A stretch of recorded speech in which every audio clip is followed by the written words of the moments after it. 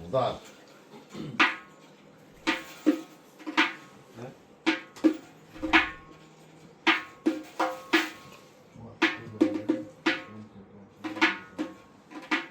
خنده های ناعیانم را فلک از من گیری، مادری شیرین زبانم را فلک از من گیری. مرگی مادر ریشه ریشه زندگی را خوش کرد،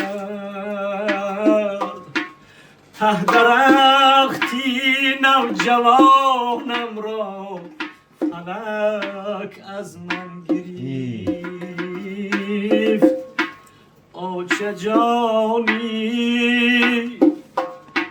مهربانم را فلک از من گرفت. ای او چه جانی خوش زبانم را فلک از من گرفت.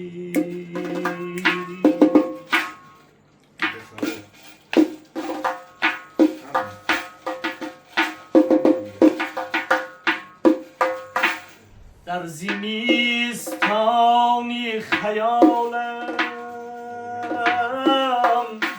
برفی تنهایی رسید،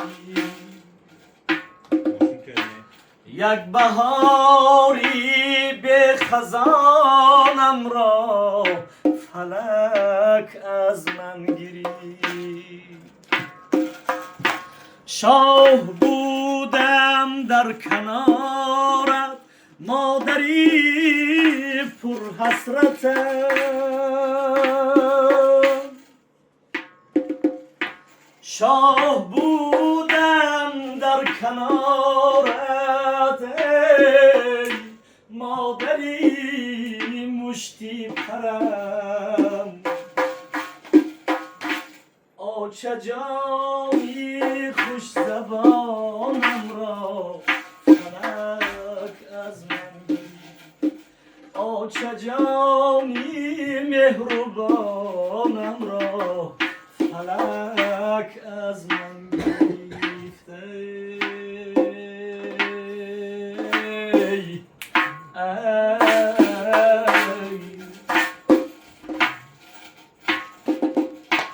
بعدی مادر پای دیواری مکانم پاره شد،